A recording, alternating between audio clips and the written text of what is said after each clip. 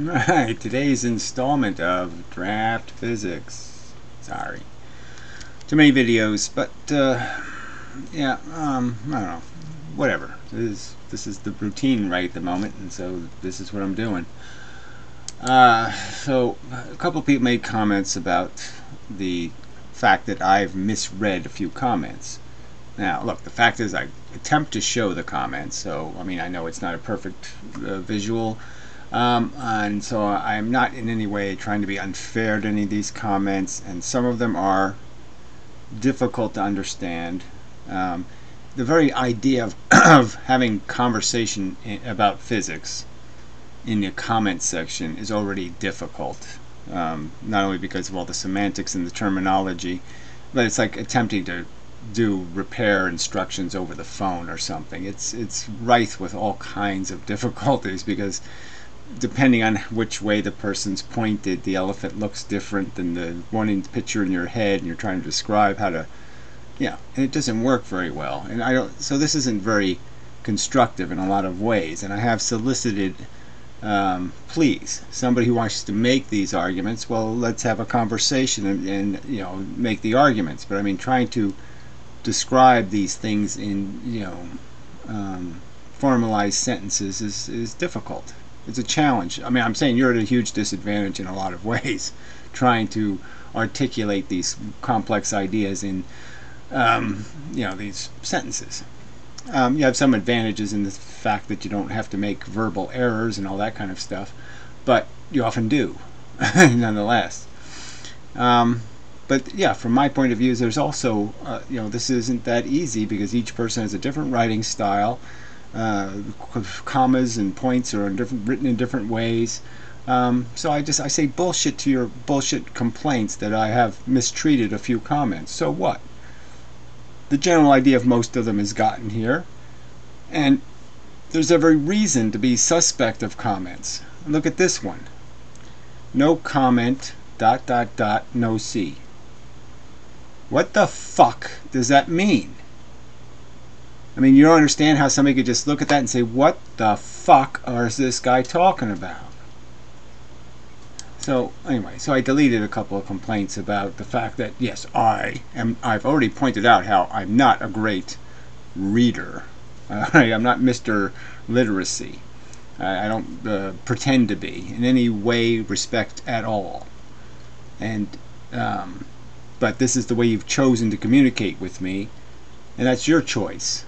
And the fact that every comment isn't brilliant, I mean, I'm just saying I could read that sentence of hostile days 15 ways and I can't figure out what it says. I can destroy your argument by saying you have size 14 feet. And I can just ignore all the other reasons why you're wrong. Because I'll just pick on the fact that the size 14. So is that what you were saying? You were saying that a scopulary evidence can be just one piece of evidence, and it doesn't matter what other evidence you have. The one piece of evidence that says you're innocent means that all the evidence that says you're guilty doesn't exist? Was that what you were trying to say? I don't know. Anyway, it doesn't really matter. I don't want to get into it. I'm just saying that's why I just deleted it and said, fuck it. I'm not having a conversation about a fact that's not going to change. I'm not going to become a better reader of fucking idiotic YouTube comments. So if you don't like what I'm doing, fuck off! Is that simple enough? Fuck the fuck off. O-F-F. I'll type the actual word. Fuck. O-F-F. Alright. Fuckers. How's the day? So I accept your disagreement with how I phrased my understanding of your two types of polarization of the same bits. Okay, that sounds like a good thing. Great, but you seem to acknowledge that yes, there is a categorization of two types of bit. So he's just going to want to keep going back to it again and saying, I somehow can't say grape and cherry popsicle. One force popsicle in two flavors. Now, I've said it that way so many times. Not a huge difference, a very subtle difference. But subtle's important. Super. Okay, so at least that's good. Now, I don't see how you've demonstrated the consistency of let's say solid matter bits. Okay, let's use the same terminology. We have force bit and then we have matter bit, and they're the only two things that can interact. The only interactions that can take place is the force bits have to hit something and or interact with something. And they don't interact with atoms, they don't interact with moons, they don't interact with planets. They interact with protons and electrons. That's what the force bits interact with. And that's the point I'm trying to make. Now, so again, this is a language thing, right? I'm trying to describe a doohickey, and I'm saying, look, it's half silver and half plastically clear glass, and has a black thing at the end, and I'm trying to describe it and say, look, let's agree on a description of it. Now, you keep wanting to make this into something, that isn't those characteristics. You want to make them into separate things. And I'm just saying, no, the only difference is this one's silver and the other one's gold. And that's the only difference for the force bits. The matter bits are substantially different because the force bits are this and the matter bits are this, like a million of them, pointed in all different directions. So I'll get drawings to explain that. But anyway, alright. So I'll read that again. Now, I don't see how you've demonstrated the consistency of, let's say, solid matter bits by virtue of pressure from the force bits. I didn't say the matter bits were created out of nothing. I didn't say they aren't different for a reason. All I attempted to point out is that once they're in this arrangement called a matter bit, they can't escape their matter bitness because the force forces them to stay a matter bit. They can't change into free force without some other mechanism to instigate that. They can't annihilate without a process. By virtue of pressure from the force bits. Okay, so i.e., why don't they? This really wouldn't be an i.e., but okay. See, this is what I mean by grammar. This isn't exactly an i.e. the question, but anyway, why don't they statistically dissipate to the rest of the random force bits? All right, so maybe I'll do a drawing and then I'll read the second comment. They're both related, but what the hell? Alright, so let's remember what that said again. So, why don't they statistically dissipate to the rest of the random force bits? So he's saying, why don't they just get reconsumed? Well, I'd first argue it's because there's no mechanism for that to happen once it exists. So let's analogize this in some way. My general theory is being argued, like the theory of evolution, for example. Now, Darwin never had to explain DNA, didn't have to explain how membranes were created, didn't have to explain all of abiogenesis to make a pretty convincing argument that evolution is how organisms got created.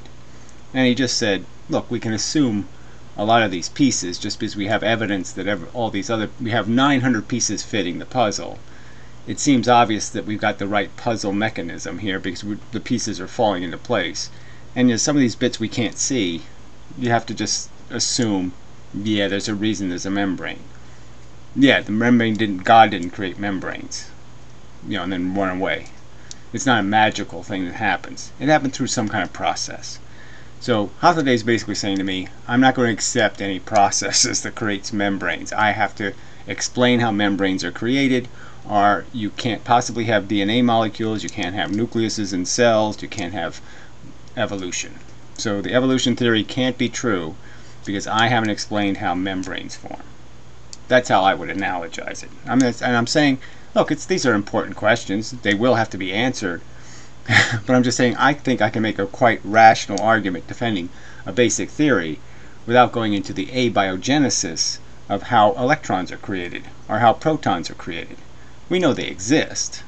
I'm just giving you an idea of what I think their internal mechanism might be something like. Because we already know what they do. So I'm just saying, and let's understand, conventional physics doesn't have some explanation of the origin of electrons. It really doesn't. Or protons, or photons, or energy. It doesn't have any great vision scope where it can see the truth. I think it just has to make up things. It just speculates. Now, I think that's kind of a waste of time, speculating about the parts we can't see at all. I think it's just nonsense. It's a waste. And Hufforday's making it so critical to the conversation, and this is why I call him duplicitous and hypocritical, because he doesn't put regular physics to this standard at all. They can make up fake sources of energy, they can borrow it from the future, they can create virtual photons, and he's fine with that. I mean, if I call it a virtual membrane, okay, so let's go back to the basketball analogy. You have air pressure inside the basketball, you have this membrane of basketball, and then you have space. So if I put the basketball in space where there's no pressure, it explodes. If I keep it in pressure, it stays nicely shaped. And the only thing making that distinction is this membrane of basketball. So you're saying I have to explain the membrane. I have to explain the mechanism that makes it stay basketball. First, I'd argue I don't have to, because you're the one making assertions about the fact that somehow the basketball can't stay basketball. Alright, so let's understand the basic argument. The basic argument is, let's do the bigger pen, of course. Yeah, this is a holdover from talking about the velocity thing of neutrons. And the interesting thing is, it only works, it doesn't work when you draft. So drafting, it means basically you could look at this two ways. You could look at this as a neutron pointed this way, or you could look at it as a neutron pointed this way. So they balance out when you put them in order. So like in a magnet, there would be no net difference. There'd only be the difference that you have one end that has a proton and one end that has an electron. No colors are wrong here, of course. But that would be the only difference. So theoretically, there could be a tiny prejudice in magnets that make them want to move, maybe in the northern direction or the southern direction, which is a little bit consistent with the evidence in the sense that magnets do tend to dip down a little, but whatever. I don't want to get into, again, it's so much deeper than is necessary. So when I say matter bit, I'm basically saying these little force bits that are in the environment. I'll just use one color for the sake of this, but obviously there's two flavors of popsicle, cherry and grape. Okay, so there's cherry and grape flavored force, and there's cherry and grape flavored matter. Alright, and so the idea is is that a field of chaotic energy will look exactly like this. So it'll come in exactly even over time. The same amount of energy will hit you from this end as this end as this end as this end. So it's exactly balanced in a clean universe where no other items are around you. This is what you would experience. So you're the basketball energy. You want to get out of the basketball. And there's no plastic now, no rubber, no leather basketball. The idea is that once you're in this configuration, that is, once you're herded, okay, so you're a bunch of water buffaloes and you've herded yourself into a circle, and these are the lions coming. So once you're in the herd, you don't really break out, because no matter where you go, even if there is no force here by random chance at this moment and you go a little further, you won't go way off the page here. You'll only get a little bit further away before another arrow hits you, reverses your direction, and you end up being this arrow eventually, going this way. And you might find a gap where you get to go a little further, but an arrow is going to hit you eventually. And so once you're in this trap, you don't go anywhere statistically. Why does Hathaway think that statistically this exact arrow, so let's mark, so if we could mark these arrows, once the buffalo are in the herd, and if we marked one of these buffalo, tagged him, Hathaway is arguing that he has some sort of reason to believe that this black arrow here will somehow go into the chaos and end up way over here someday. And I'm arguing that there's no statistical reason first to think that'll happen, that this arrow is going to escape. It's going to stay in this general area unless there's a complete change in the force dynamic around it. So unless this pressure changes in a dramatic way, not a random way, but because you eliminate force or you add force, This arrow is not going anywhere. And so let's say I did a tiny imbalance in the force, and I had just a tiny bit more energy coming from this way. Well, that would mean more stuff gets hit going this way faster. You know, the stuff going this way tends to get hit more often, and that means there'll be a slight tendency to move this whole herd in this direction. It doesn't mean that these individual arrows will fly off, go over all over the place. And so, like, even if I conceded his point that statistically there's some reason to believe that this arrow will eventually escape and go all on its own way over here, completely separate from, let's say, this arrow, even though they're facing the same pressure field, and so somehow this arrow is going to end up way over here, and this arrow is going to end up way over here.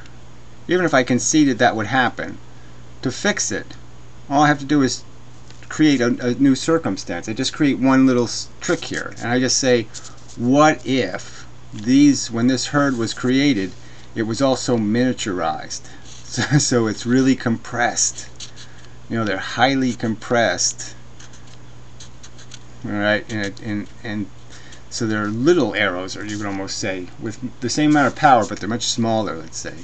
And then these are big arrows coming in. So that would make it, you know, it'd create a reason why they're not going to mix well.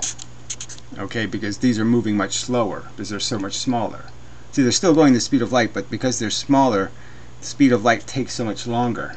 So in a sense, they're moving really slowly in their little clump versus these outside arrows.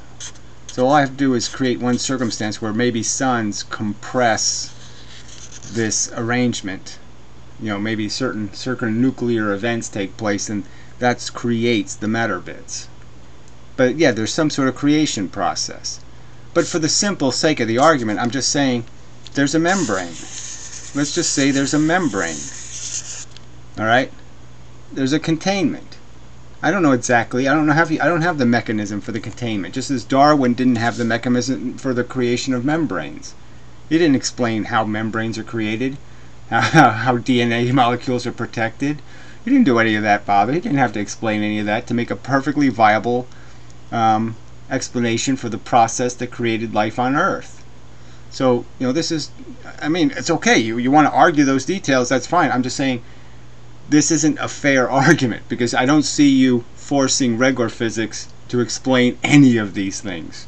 They get a complete buy. They don't have to do any of this. They don't have to jump any of these hoops. And they do exactly the opposite of they don't even do as much as I just did in this one video. They just say, bend space, done. Geometry, done. You know, they just invent a dimension times a dimension. Okay, multiverses. They just invent virtual photon. There, fixed. We'll borrow the energy from the future so we can give it back in the future. You know, everything's even then, right? We're going to release energy in the future. Well, we'll borrow it from the future so we can release it in the future. Isn't that cool? We don't have to account for the fact that the energy had to come from somewhere. We'll have gravity happen, and because the amount of energy it takes to go into gravity is the same amount of energy it takes to get out of gravity, we'll just pretend there was no energy. The energy doesn't exist anywhere. Matter moves because, you know, geometry told it to. Those are good enough answers for him. I'm just saying, I see that as obvious duplicity. That's all. It's obvious duplicity. Alright. Back to the commentary, I think. Yes, might as well. Which means click the button. Okay. Alright. Comment Deuce. Alright. Okay, thanks for the clarification. Now you say it. In response to my question, no criticism upon you. I can retain the concept. I just have to say, personally, along the way, I did kind of get confused because of the bits reference. But great. The matter bits aren't really bits. See, he keeps wanting me to agree with some statement like that. Of course they're really bits. In the sense that they're the smallest matter bits. They're the smallest thing that can interact with the force.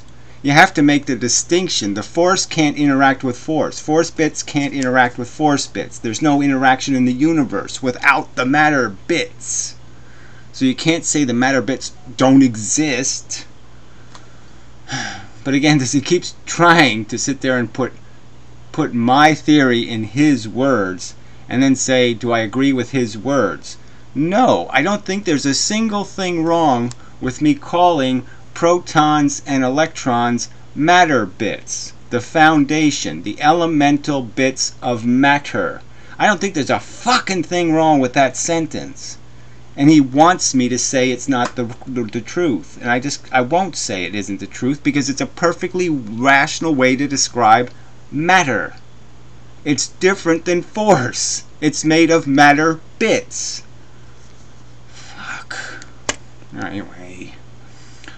But great. The matter bits aren't really bits at all, but aggregations of force bits. No, they're matter bits, and the matter bits are made of force bits. What's wrong with that? See, this is just a frickin' semantics contest. Alright, the question the question at this point, halfway through the video, well, that's always a bad idea. I mean, just watch videos before you comment. Why do you get to make the distinction? Because of the interaction obligation. If the force interacted with force, then the matter would be, who cares? Because the force would be so much more interesting. But the force can't do anything. The little force bits can't do anything without the matter bits. Oh, shit. Okay, it's just so...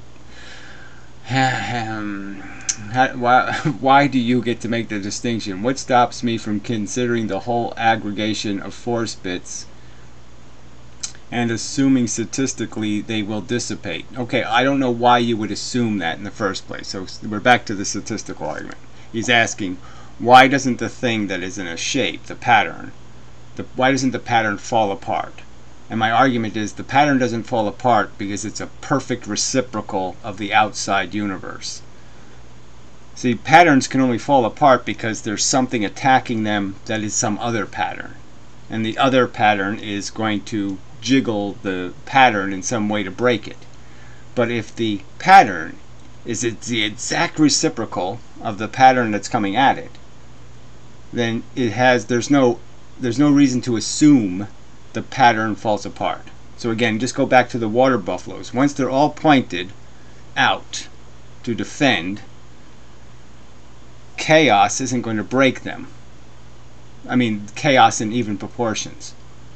It's only some kind of specific pattern where all the lions come from one side that's going to break the buffaloes.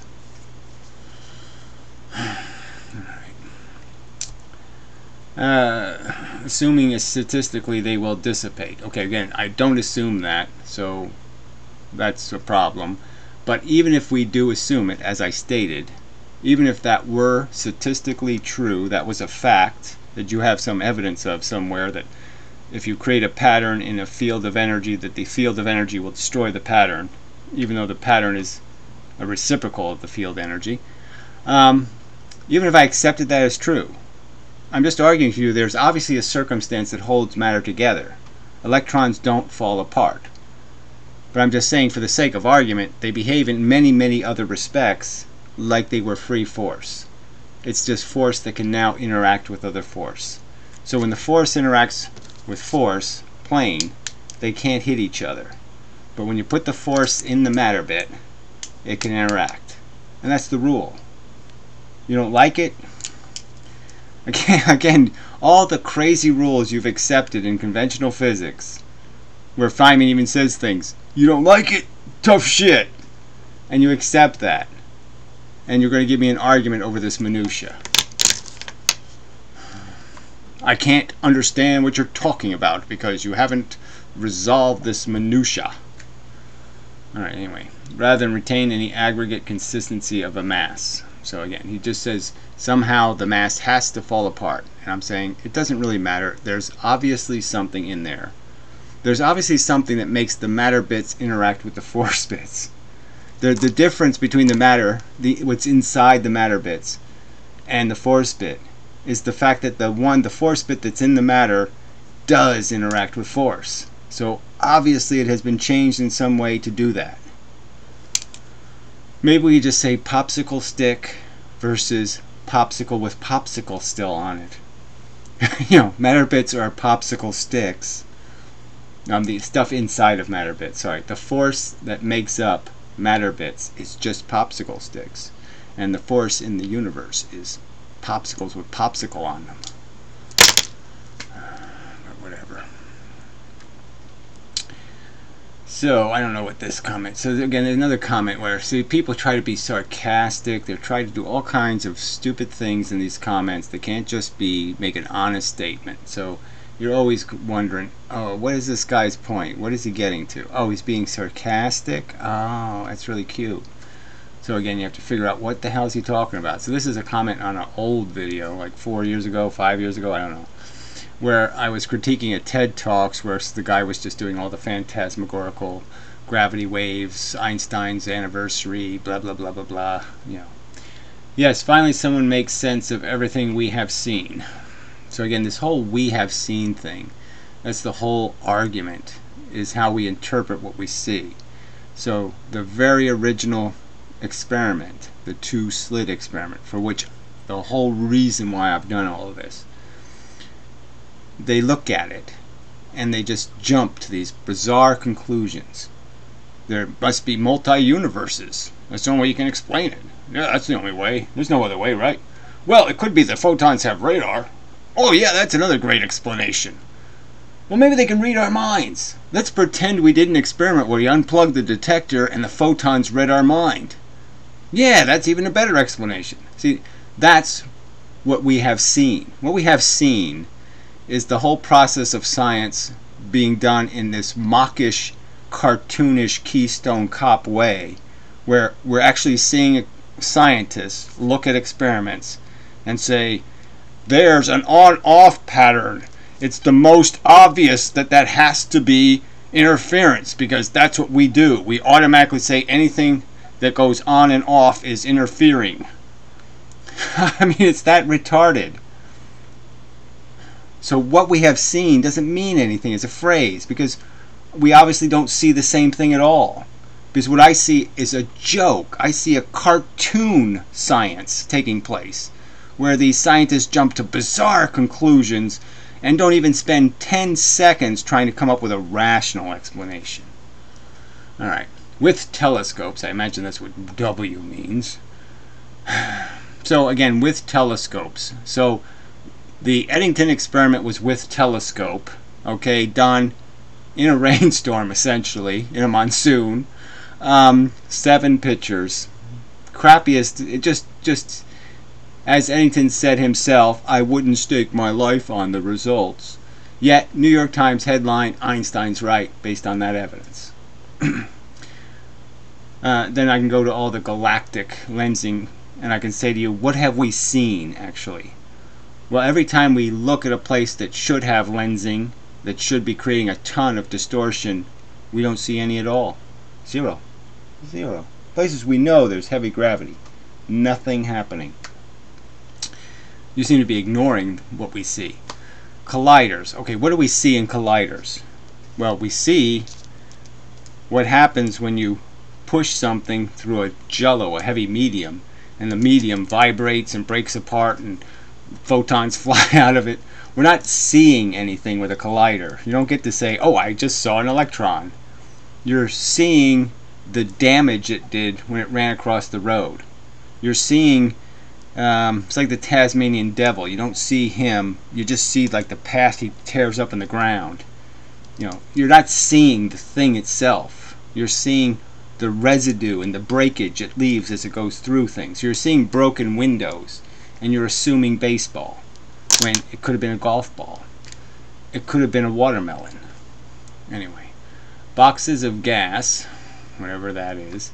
Cartesian plots. Well, I'm just so fascinated with plots. Calculus. Yeah, well, whatever on that one. Obviously, look, time derivatives of mass and averaging are perfectly valid things to do, but obviously garbage in, garbage out. Bad variables in, sine theta, variables in, fart theta, garbage out. Non-commutative irrational notation. I don't know what that is, and whatever.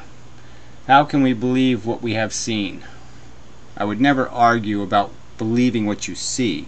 I'm arguing about the conclusions drawn about what you see. If you see, it's like in the OJ trial, I love bringing it up, but they actually presented it evidence, for making the size 14 foot look innocent. The fact that there was a size 10 footprint, and the size 10 footprint was in the fucking cement. The guy who poured the cement's footprint.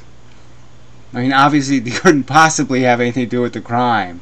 So I'm just saying, what you see in a picture doesn't mean too much if you have no willingness to rationally interpret what you see. But I would never...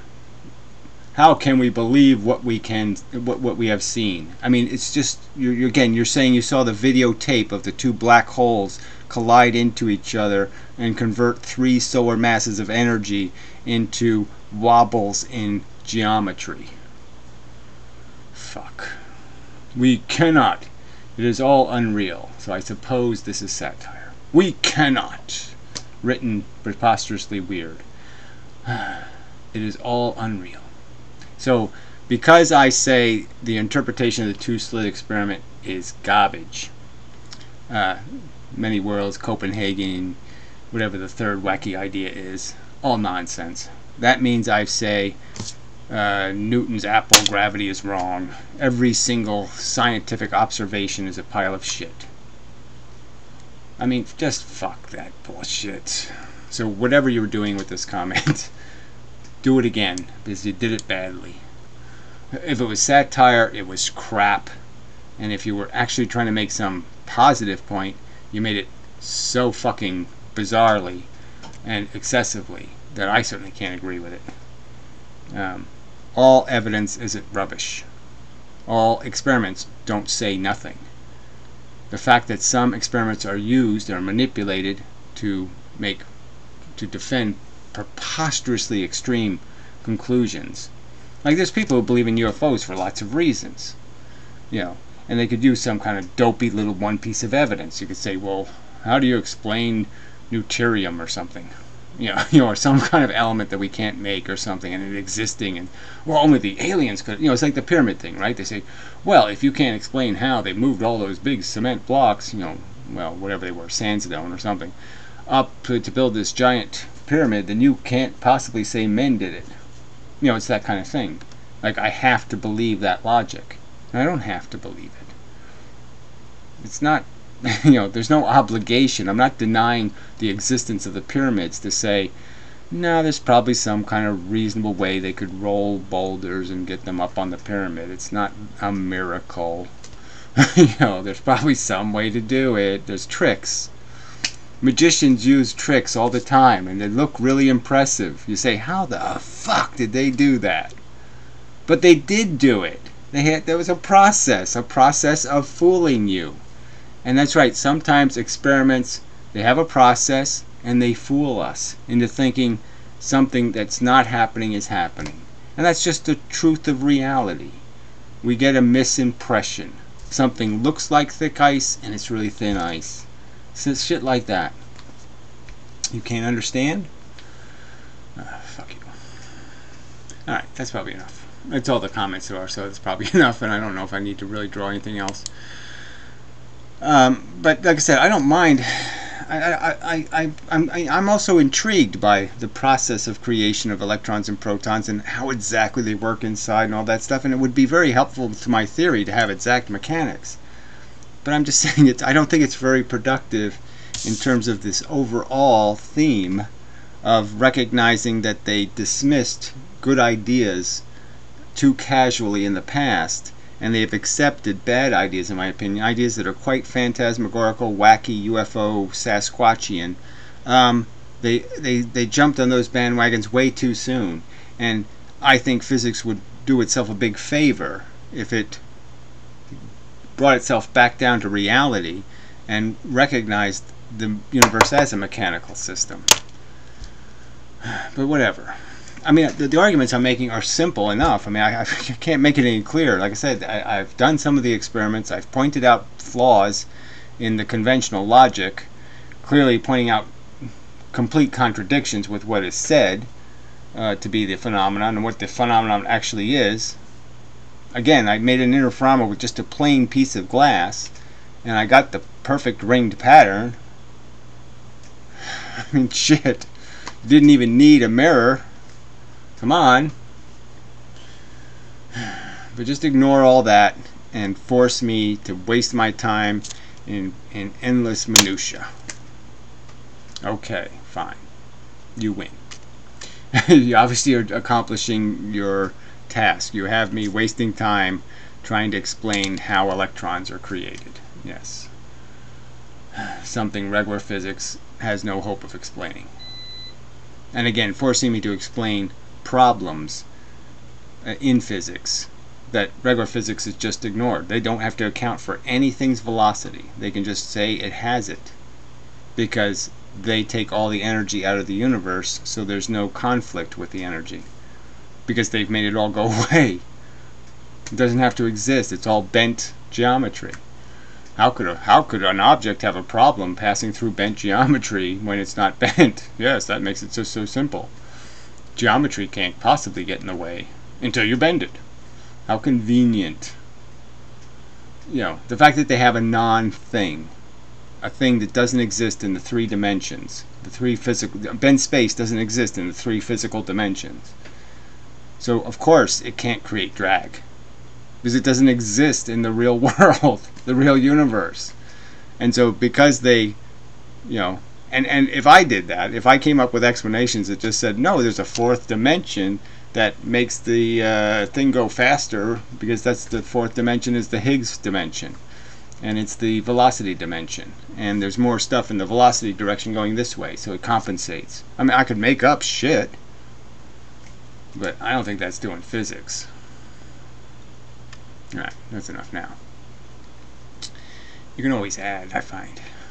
Yeah, there's always room to just throw a little bit more in, but I'll spare you. Sorry, I really took too many uploads, and so I'll just apologize continually. Yeah, I mean, I have to do this all based on how my own brain can, and it's just I'm a little too tense. Yeah, I should put the other hand in here so you can see the other hand's tensing too. A little too much tension for writing. So anyway, but I know I have to do that, so.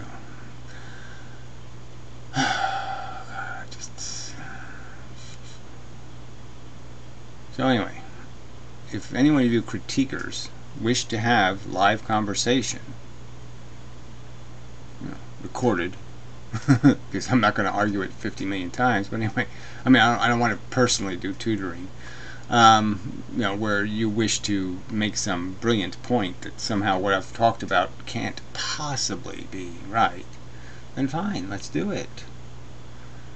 But to say that you've demonstrated with some sort of evidence that what I'm arguing is impossible and too frickin' bizarre for anyone to understand, I just think it's a lame argument.